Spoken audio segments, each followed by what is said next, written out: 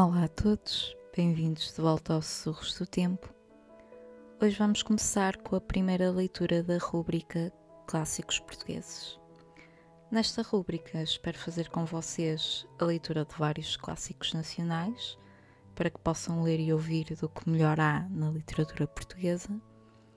E o primeiro livro escolhido é um trágico, mas belo romance, como não podia deixar de ser O Amor de Perdição, de Camilo Castelo Branco. A sua leitura será faseada em várias semanas, para que possam ir lendo e apreciando esta obra comigo.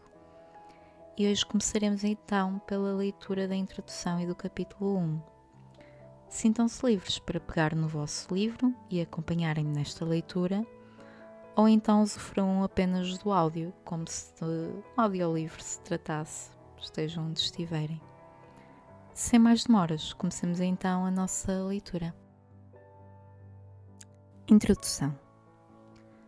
Folheando os livros de antigos assentamentos no cartório das cadeias da Relação do Porto, li, no das entradas dos presos desde 1803 a 1805, a folha 232, o seguinte: Simão António Botelho, que assim diz chamar-se, ser solteiro e estudante na Universidade de Coimbra, natural da cidade de Lisboa e assistente na ocasião de sua prisão na cidade de Viseu, idade de 18 anos, filho de Domingos José Correia Botelho e de Dona Rita Preciosa Caldeirão Castelo Branco, estatura ordinária, cara redonda, olhos castanhos, cabelo e barba preta, vestindo uma jaqueta de baetão azul, colete de fustão pintado e calça de pano pedrez. E fiz este assento que assinei, Filipe Moreira Dias. À margem esquerda deste assento está escrito: foi para a Índia em 17 de março de 1807. Não seria de fiar demasiadamente na sensibilidade do leitor se cuido que o degredo de um moço de 18 anos lhe há de fazer dó. 18 anos, o arrebol dourado e escarlate da manhã da vida, as louçanias do coração que ainda não sonham em frutos e todos se embalsama no perfume das flores. 18 anos, o amor daquela idade, a passagem do seio da família, dos braços da mãe, dos beijos das irmãs, para as carícias mais doces da Virgem que se lhe abre, ao lado como flor da mesma raçação, dos mesmos aromas e à mesma hora da vida. 18 anos, e degradado da pátria, do amor e da família. Nunca mais o céu de Portugal, nem mãe, nem reabilitação, nem dignidade, nem um amigo. É triste. O leitor de certo se compungia, e a leitora, se lhe dissessem em menos de uma linha a história daqueles 18 anos, choraria. Amou, perdeu-se e morreu amando. É a história. E a história assim poderá ouvi-la aos olhos enxutos a mulher, a criatura mais bem formada das branduras de piedade e que por vezes traz consigo do céu um reflexo da divina misericórdia. Essa, a minha leitora, a carinhosa amiga de todos os infelizes, não choraria se lhe dissesse que o pobre moço perdera a honra, reabilitação, pátria, liberdade, irmãs, mãe, vida, tudo, por amor da primeira mulher que o despertou do seu dormir de inocentes desejos? Chorava, chorava. Assim eu lhe soubesse dizer o doloroso sobressalto que me causaram aquelas linhas, de propósito procuradas e lidas com amargura e respeito, e ao mesmo tempo ódio, ódio sim. A tempo verão se é perdoável o ódio, ou se antes me não fora melhor abrir mão, desde já, de uma história que me pode acarear em nós dos frios julgadores do coração e das sentenças que eu aqui lavrar contra a falsa virtude dos homens, feitos bárbaros, em nome da sua honra. Amor de Perdição, de Camilo Castelo Branco. Capítulo 1. Domingos José Correia Botelho de Mesquita e Menezes, fidalgo de linhagem e um dos mais antigos solarengos de Vila Real de Trás-os-Montes, era, em 1779, juiz de fora de Cascais, e nesse mesmo ano casara com uma dama do Paço, Dona Rita Teresa Margarida Preciosa da Veiga Caldeirão Castelo Branco, filha de um capitão de cavalos, neta de outro, António de Azevedo Castelo Branco Pereira da Silva, tão notável por sua jerarquia como por naquele tempo, precioso livro acerca da arte da guerra. 10 anos de namorado, mal sucedido, consumira em Lisboa o bacharel provinciano. Para fazer-se amar da formosa dama de Dona Maria I, minguavam-lhe dotes físicos. Domingos Botelho era extremamente feio. Para se inculcar como partido conveniente a uma filha segunda, faltavam-lhe bens de fortuna. Os haveres dele não excediam a 30.000 cruzados em propriedades no Douro. Os dotes de espírito não o recomendavam também. Era alcançadíssimo de inteligência e granjeara entre os seus condiscípulos da universidade o epíteto de Brocas, com que ainda hoje os seus descendentes em Vila Real são conhecidos. Bem ou mal derivado, o epíteto de Brocas vem de broa. Entenderam os académicos que a rudeza do seu condiscípulo procedia do muito pão de milho que ele digeria na sua terra. Domingos Botelho devia ter uma vocação qualquer, e tinha, era excelente flautista. Foi a primeira flauta do seu tempo, e a tocar a flauta se sustentou 2 anos em Coimbra, durante os quais seu pai lhe suspendeu as mesadas, porque os rendimentos da casa não bastavam a livrar outro filho de um crime de morte. Há 20 anos que eu ouvi de um coevo de facto a história do assassínio assim contada. Era em Quinta-feira Santa, Marcos Botelho, irmão de Domingos, estava na festa de Indoenças, em São Francisco, defrontando com uma dama, namorada sua, a desleal dama que ela era. Noutro ponto da igreja estava, apontando em olhos e coração à mesma mulher, um alferes da infantaria. Marcos enfriou o seu ciúme até ao final do ofício da paixão. À saída do templo encarou-o no militar e provocou-o. O alferes tirou da espada e o fidalgo do espadim. Terçaram as armas, longo tempo sem desaire, nem sangue. Amigos de ambos tinham conseguido aplacá-los, quando Luís Botelho, outro irmão de Marcos, desfechou uma clavina no peito do alferes e ali, à entrada da rua do jogo da bola, o derribou morto. O homicida foi livre por graça régia. Formara-se Domingos Botelho em 1767 e fora a Lisboa ler no Desembargo do Paço, iniciação banal dos que aspiravam à carreira de magistratura.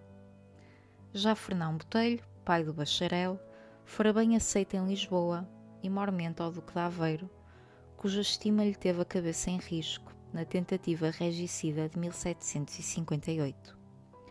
O provinciano saiu das masmorras da Junqueira e libado da infamante Nódoa, e até bem quisto do conde de Oeiras, porque tomara parte na prova de que este fizera de primor de sua genealogia sobre a dos Pintos Coelhos de Bom Jardim do Porto. Pleito ridículo, mas estrondoso, movido pela recusa que o fidalgo portuense fizera de sua filha ao filho de Sebastião José de Carvalho. As artes com que o bacharel flautista vingou insinuar-se na estima de Dona Maria I e Pedro III, não achei eu. É tradição que o homem fazia rir a rainha com as suas facécias e, porventura, com os trejeitos de que tirava o melhor do seu espírito. O certo é que Domingos Botelho frequentava o paço e recebia do bolsinho da soberana uma farta pensão, com a qual o aspirante a juiz de fora se esqueceu de si, do futuro e do ministro da Justiça, que, muito rogado, fiara das suas terras o encargo do juiz de fora de Cascais. Já está dito que ele se atreveu aos amores do paço, não poetando como Luís de Camões ou Bernardino Ribeiro, mas namorando na sua prosa provinciana e captando a bem-crença da rainha para amolecer as durezas da dama. Devia de ser, afinal, feliz o Dr. Bexiga, que assim era na corte conhecido. para se não desconcertar a discórdia em que andam richados o talento e a felicidade. Domingos Botelho casou com Dona Rita Preciosa.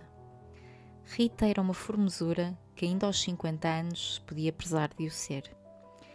E se não tinha outro dote, se não é dote uma série de avoengos, uns bispos, outros generais, e entre estes o que morrera frigido em caldeirão de não sei que terra mourisma, glória na verdade, um pouco ardente, mas de tal monta que os descendentes do general Frito se assinaram caldeirões.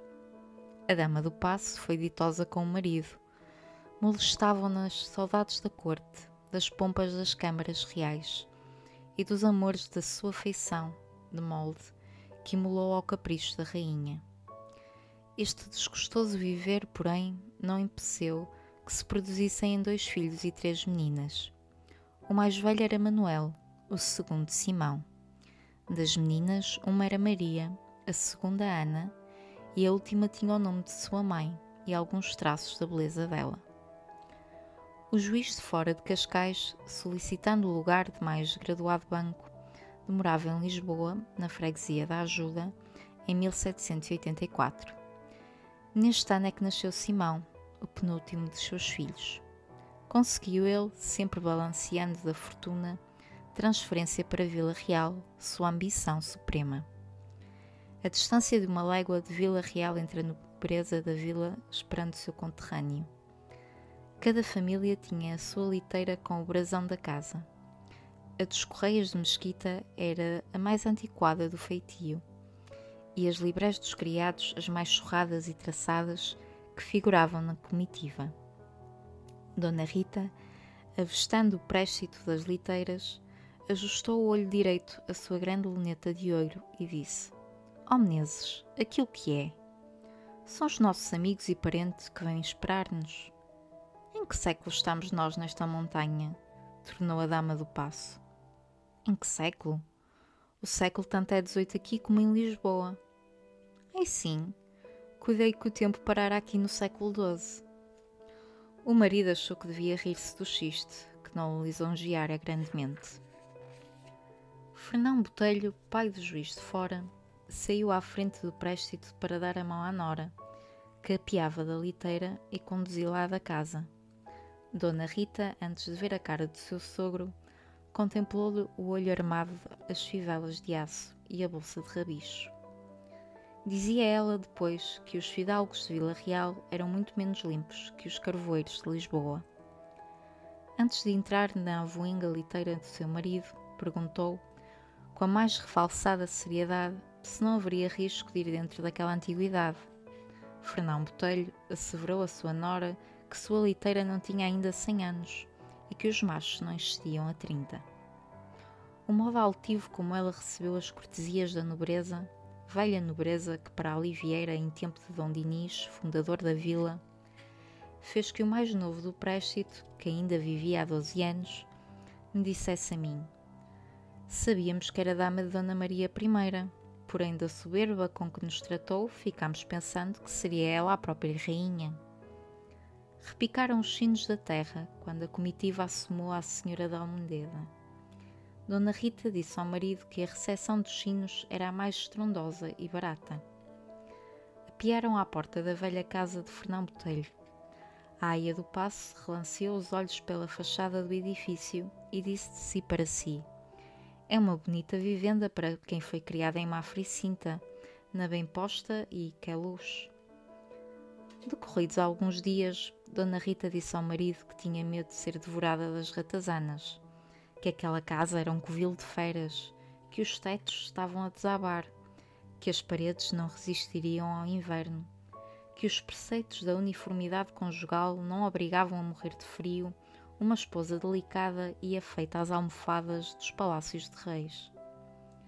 Domingos Botelho conformou-se com a estremecida consorte e começou a fábrica de um palacete. Escassamente lhe chegavam os recursos para os alicerces. Escreveu à rainha e obteve generoso subsídio com que ultimou a casa. As varandas da janela foram a última dádiva que a real viúva fez à sua dama. Quer-nos parecer que a dádiva é um testemunho até agora inédito, da demência da senhora Dona Maria I. Domingos Botelho mandara esculpir em Lisboa a pedra de armas. Dona Rita, porém, teimara que no escudo se esquartezassem também as suas. Mas era tarde, porque já a obra tinha vindo do escultor e o magistrado não podia com a segunda despesa, nem queria desgostar de seu pai, orgulhoso do seu brasão. Resultou daqui ficar a casa sem armas e Dona Rita vitoriosa. É a Casa Palacete da Rua da Piedade, hoje pertencente ao Dr. António Gerardo Monteiro. O juiz de fora tinha ali parentela ilustre. O aprumo da fidalga dobrou-se até aos grandes da província, ou antes houve por bem levantá-los até ela. Dona Rita tinha uma corte de primos, uns que se contentavam de serem primos, outros que invejavam a sorte do marido. O mais audacioso não ousava fitá-la de rosto, quando ela o remirava com a luneta em jeito de tanta altivez e zombaria, que não será estranha figura dizer que a luneta de Rita Preciosa era a mais vigilante sentinela da sua virtude. Domingos Botelho desconfiava da eficácia dos merecimentos próprios para cambalmente encher o coração de sua mulher. Inquietava-o o ciúme, mas sufocava os suspiros, receando que Rita se desse por injuriada de suspeita. E razão era que se ofendesse. A neta do general Fringido no caldeirão sarraceno ria dos primos, que, por amor dela, erriçavam e empoavam as cabeleiras com desgracioso esmero e cavaleavam estrepidosamente na calçada os seus ginetes, fingindo que os picadores da província não desconheciam as graças hípicas do Marquês da Marialva. Não lhe cuidava assim, porém, o juiz de fora. O intriguista que lhe trazia o espírito em ânsias era o seu espelho. Via-se sinceramente feio e conhecia Rita cada vez mais em flor e mais enfadada no trato íntimo. Nenhum exemplo da história antiga, exemplo de amor sem quebra entre o esposo deforme e a esposa linda, lhe ocorria. Um só lhe mortificava a memória, e esse, conquanto fosse da fábula, era-lhe avesso, e vinha a ser o casamento de Vênus e Vulcano. Lembravam-lhe as redes que o ferreiro de coxo fabricara para apanhar os deuses adúlteros, e assombrava-se da paciência daquele marido. Entre si dizia ele que, erguido ao véu da pérfida, nem se queixara a Júpiter, nem armaria ratoeiras aos primos. A par do bacamarte de Luís Botelho, que varara em terra os alferes, estava uma fileira de bacamartes, em que o juiz de fora era entendido, com muito superior inteligência à que revelava na compreensão do digesto e das ordenações do reino. Este viver de sobressaltos durou 6 anos, ou mais seria. O juiz fora empenhar os seus amigos na transferência e conseguiu mais do que ambicionava. Foi nomeado provedor para Lamego. Rita Preciosa deixou saudades em Vila Real e duradoura memória de sua soberba, formosura e graças de espírito. O marido também deixou anedotas que ainda agora se repetem. 2 contarei somente para não enfadar. Acontecera um lavrador mandar-lhe o presente de uma vitela e mandar com ela a vaca, para que não se desgarrar a filha. Domingos Botelho mandou recolher à loja a vitela e a vaca, dizendo que quem dava à filha, dava à mãe. Outra vez deu-se o caso de lhe mandarem um presente de pastéis em rica salva de prata. O juiz de fora repartiu os pastéis pelos meninos e mandou guardar a salva, dizendo que receberia como escárnio um presente de doces que valia 10 patacões, sendo que naturalmente os pastéis tinham vindo como ornato da bandeja. E assim é que, ainda hoje, em Vila Real, quando se dá um caso análogo de ficar alguém com conteúdo e continente, diz a gente da terra, aquilo é como o Dr. Brocas. Não tenho assunto de tradição com que possa deter-me em miudezas da vida do provedor em Lamego. Escassamente sei que Dona Rita aborrecia a comarca e ameaçava o marido de ir com os seus 5 filhos para Lisboa, se ele não saísse daquela intratável terra. Parece que a fidalguia de Lamego, em todo o tempo orgulhosa de uma antiguidade que principiava na acalmação de Almacave, desdenhou a filáusia da Dama do Paço e esmerilhou certas vergônteas podres do tronco dos botelhos correias de Mesquita, desprimorando-lhe as chãs com o facto de ele ter vivido 2 anos em Coimbra tocando flauta. Em 1801, achámos Domingos José Correia Botelho de Mesquita, corregedor em Viseu. Manuel, o mais velho de seus filhos, tem 22 anos e frequenta o 2º ano jurídico. Simão, que tem 15, estuda Humanidades em Coimbra.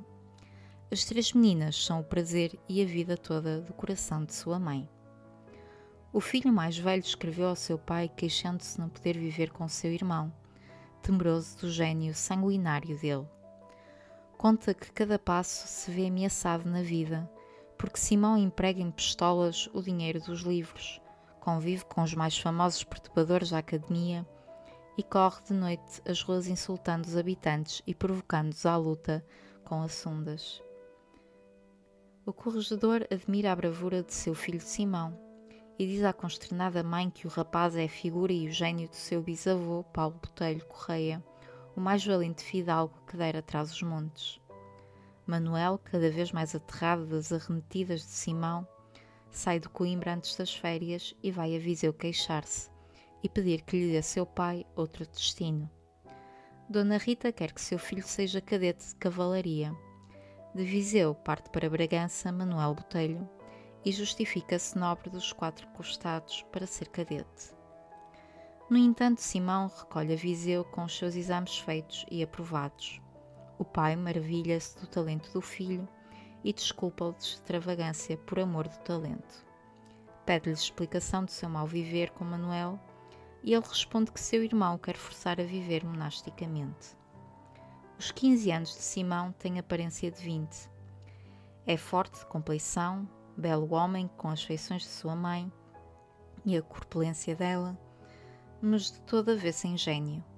Na plebe de Viseu é que ele escolhe amigos e companheiros. Se Dona Rita lhe censura a indigna eleição que faz, Simão zomba das genealogias e mormente do general Caldeirão, que morreu frito. Isto bastou para ele granjear a malcrença de sua mãe. O corregedor via as coisas pelos olhos da sua mulher e tomou parte no desgosto dela e na aversão ao filho. As irmãs temiam-no, tirando Rita, a mais nova, com quem ele brincava puerilmente e a quem obedecia se lhe ela pedia, com meiguices de criança que não andasse com pessoas mecânicas. Finalizavam as férias quando o corregedor teve um grande dissabor. Um dos seus criados tinha ido levar a beber os machos e, por descuido ou propósito, deixou quebrar algumas vasilhas que estavam à vez no parapeito do chafariz. Os donos das vasilhas conjuraram contra o criado, espancaram-no.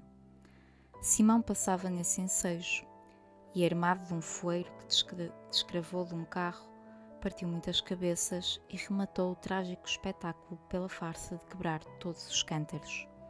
O povo leu intacto fugir espavorido, que ninguém se atrevia ao filho do corregedor. Os feridos, porém, incorporaram-se e foram clamar justiça à porta do magistrado. Domingos Botelho bramia contra o filho e ordenava ao meirinho geral que o prendesse à sua ordem. Dona Rita, não menos irritada, mais irritada como mãe, mandou por portas travessas dinheiro ao filho para que, sem detença, fugisse para Coimbra e esperasse lá o perdão do pai. O corregedor, quando soube o expediente de sua mulher, fingiu-se zangado e prometeu fazê-lo capturar em Lisboa. Como, porém, Dona Rita lhe chamasse brutal nas suas vinganças, o estúpido juiz de uma rapaziada, o magistrado desenrugou a severidade postiça da testa e confessou tacitamente que era brutal e estúpido juiz. Bem, esta foi então a nossa leitura de hoje. Espero que tenham gostado. No próximo episódio iremos analisar e discutir sobre esta introdução e este primeiro capítulo, para à medida que formos lendo possamos também compreender melhor as nuances desta obra. Por isso, não se esqueçam de deixar gosto, de comentar e partilhar com a vossa família e amigos se tiverem gostado. Subscrevam ao canal para estarem sempre a par dos novos episódios e muito obrigado se ouviram até aqui. Vemo-nos no próximo episódio, já amanhã. Obrigada!